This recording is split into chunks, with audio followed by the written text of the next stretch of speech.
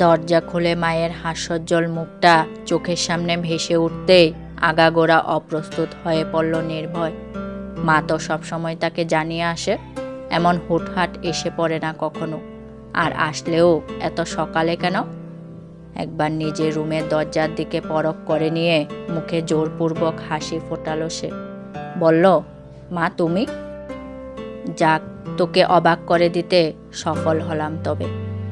প্রসন্ন কণ্ঠে কথাটা বলে নাহিদা পাশে দাঁড়ানো ড্রাইভারকে তার ব্যাগটা ভেতরে রেখে দিতে বললেন।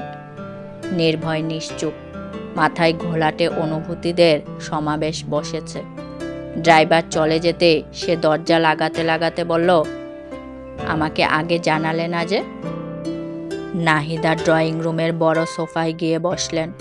ব্যাগ থেকে ছেলের জন্য নিজ হাতে রান্না করে আনা খাবারের বাক্সগুলো কাচের টেবিল ভরে সাজাতে সাজাতে বললেন, তুই জানানোর সুযোগ দিয়েছিস? কতবার করে ফোন দিলাম রাতে, একবারও তো ধরলি না। খালি ব্যস্ততা আর ব্যস্ততা, মায়ের ফোনটা ধরার সময়ও নেই।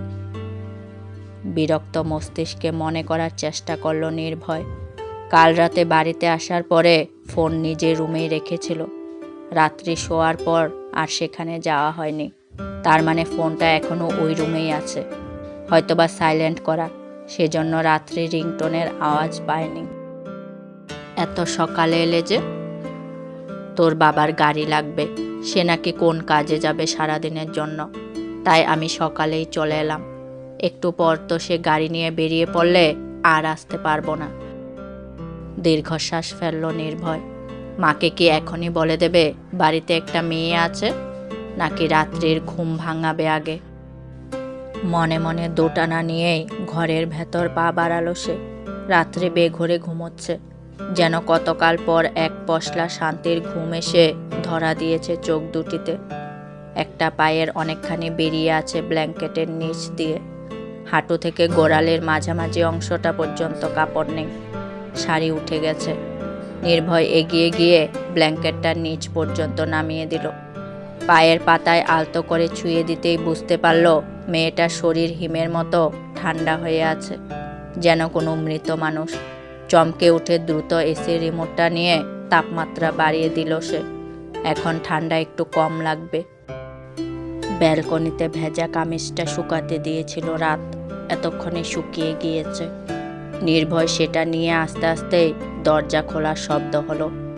অবিরাম চলতে থাকা হৃদস্পন্দনটা নিজের অজান্তেই একটুখানি বাধাপ্রাপ্ত হলো। বাবা, তুই একটু ওগুলো। কথাটা মাঝপথেই থেমে গেল। নাহিদার প্রসারিত হাসিটা সংকুচিত হতে হতে একটা সময় ঠোঁটের ভাঁজেই মিলিয়ে গেল। চোখ জোড়া উপচে পড়া বিস্ময় আর অবিশ্বাস নিয়ে চেয়ে রইল বিছানার মাঝে ঘুমিয়ে থাকা মেয়েটার দিকে। সাইড টেবিলে রাখা নির্ভয়ের ফোনের দিকে নজর পড়তেই সবটা পরিষ্কার হয়ে গেল। এই জন্যই তার ছেলে কাল রাতে ফোন ধরার সময়টাও পায়নি। তীব্র তাচ্ছিল্য নিয়ে সে বাজে ভঙ্গিতে বলল, তুই এত খারাপ হয়ে গেছিস নির্ভয়, ছি। মা, তুমি কিছু না জেনে উল্টাপাল্টা বলবা না। নির্ভয়ের সরাসরি প্রতিবাদ। জানার কি আছে? এই মেয়েকে দেখেই বোঝা যাচ্ছে এ সারা রাত এখানেই ছিল। এর অর্থ কি অন্য কিছু দাঁড়ায়? নাহিদার উচ্চস্বরে বলা কথায় ঘুম ভেঙে যায় রাত্রির। কিছু কিছু অনাকাঙ্ক্ষিত শব্দও কানে আসে। মাথা রীতিমতো ঘোরাচ্ছে। ধরফরিয়ে উঠে বসে সে।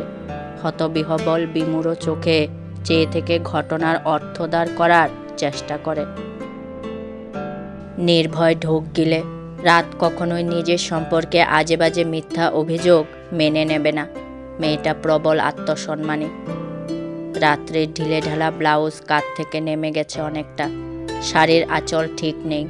নাহিদা সেদিকে তীক্ষ্ণ দৃষ্টিতে চোখ বুলিয়ে নাক সিটকালেন। এই মেয়ের নোংরা গায়ে তার শাড়ি? মেজাজ আরও বিগড়ে গেল। রাত্রির দিকে চেয়ে সে তিরস্কার করে বললেন, ছি, নির্লজ্জ মেয়ে। রাত্রি সেই দৃষ্টি অনুসরণ করেই দ্রুত কাপড় ঠিক করল। নির্ভয় চটজলদি এগিয়ে গেল। হাতের কামিজটা রাত্রির দিকে বাড়িয়ে দিয়ে বলল, আপনি জামা বদলে আসুন রাত, আমি দেখছি।